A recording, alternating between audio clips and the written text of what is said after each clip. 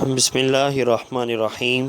اللہم صلی علی محمد وعلی آل محمد وبارک وسلم وصلی علیہ۔ جی یہ لونڈی اور غلام کے متعلق سوال کیا گیا ہے کہ اسلام میں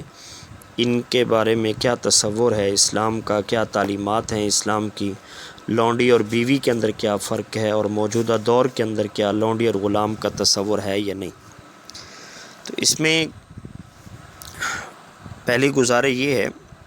کہ لونڈی اور غلام کو قرآن پاک میں ما ملکت ایمانکم کہا جاتا ہے، یعنی وہ مرد اور وہ عورتیں جو طاقت سے تمہارے قبضے میں آئے، ان کے لیے پھر شریعت کے، اسلام کے کیا احکامات ہیں۔ پہلے دور میں جنگیں ہوتی تھیں، مسلمانوں کے قیدی بھی پکڑے جاتے تھے، کفار کے قیدی بھی پکڑے جاتے تھے، تو اس کے لیے جو اسلام نے تعلیمات دی وہ یہی دی کہ تبادلہ کر لیا جائے ان قیدیوں کا، کفار مسلمانوں کو چھوڑیں، مسلمان کفار کے قیدیوں کو چھوڑ دیں۔ دوسرا اس کا حل جو اسلام نے بتایا وہ یہ ہے کہ اگر تبادلہ نہیں ہے یا مسلمان نہیں پکڑے گئے، صرف کفار ہی پکڑے گئے ہیں، تو پھر ان سے فدیہ لے کر ان کو چھوڑ دیا جائے، قیدیوں کو پیسے لیے جائیں، کچھ نہ کچھ ان سے ٹیکس، پھر اس کے بعد چھوڑا جائے۔ تیسرا یہ ہے، یہ بھی اسلام تعلیم دیتا ہے، حل بتاتا ہے کہ انہیں مفت بھی چھوڑ سکتے ہو، یہ احسان ہوگا، قرآن اسے من کے ساتھ تعبیر کرتا ہے، تمہارا احسان ہوگا ان کے ساتھ۔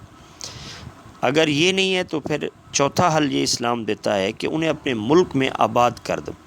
کہیں نہ کہیں ان کے لیے الگ سے کوئی جگہ مختص کر دو کہ وہ ٹیکس دیں اور وہاں پر وہ رہتے رہیں۔ پانچواں یہ ہے کہ اگر یہ چاروں چیزیں نہیں ہیں، جیل میں ڈالتے ہو،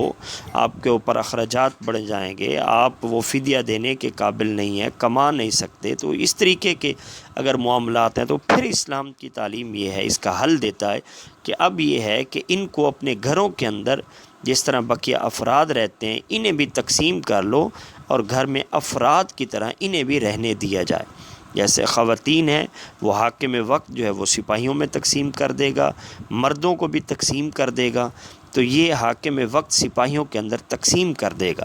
اور اس کو ملک یمین کہا جاتا ہے، یعنی طاقت کے ذریعے تمہارے جو قبضے میں آئے ہیں۔ اب جو لونڈی آئی ہے اس کے بالکل بیوی جس طریقے سے آئی ہے وہ آپ کے لیے حلال ہے، اس کے ساتھ مباشرت کرنا بھی حلال ہوتا ہے،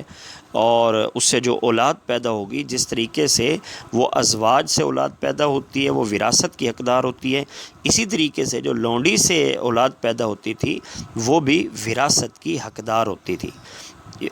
آسان لفظوں میں یوں فرق ہم کر سکتے ہیں کہ جو بیوی ہوتی ہے وہ باپ ملک میں دیتا ہے ایک مرد کے، اور یہ جو لونڈی ہوتی ہے یہ حاکم وقت مرد کی ملک میں دیتا ہے کہ تم اس کو جو ہے اپنے لیے حلال سمجھو، اس سے مباشرت کرنا بھی جائز ہے۔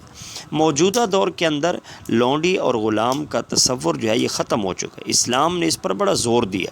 جتنی بھی اسلام کے کفارے ہیں ان میں جب ہم پڑھتے ہیں قرآن پاک میں تو جگہ جگہ اسلام کہتا ہے غلام آزاد کر دو، غلام آزاد کر دو، غلام آزاد کر دو، تاکہ کوئی کسی کی قید میں نہ رہے۔ یہ تصور اسلام میں بالکل نہیں ہے کہ کوئی کسی کی سرحد پار گیا تو اس کو پکڑ کر قیدی بنا لیا جائے، یہ اسلام کی تعلیمات کا تصور نہیں ہے۔ لونڈی غلام کا اطلاق اسی پر ہوگا جو جنگ میں، جو طاقت میں آپ کے قبضے میں آیا ہے۔ اسی طرح اپنے بیٹے کو، اپنی اولاد کو بیچ دینا یا کسی کے اولاد کو پکڑ کر آگے بیچ دینا، تو یہ جو ہے یہ بہت بڑا جرم ہے۔ اللہ تعالیٰ اس کے بارے میں سخت وعید ارشاد فرماتا ہے، جو کسی کے بیٹے کو پکڑ کر، کسی کی اولاد کو پکڑ کر آگے بیچ دے، یا بندہ اپنی اولاد کو بیچ دے اور وہ انہیں لونڈی اور غلام بنا کر رکھے، تو اسلام اس بات کی بالکل قطعاً اجازت ہے نہیں دیتا۔ موجودہ دور میں لونڈی اور غلام نہیں پائے جاتے۔ اللہ تعالیٰ ہمیں حفظ و امان میں رکھے اور دین کی سمجھ عطا فرمائے، آمین بجاہ النبی الامین۔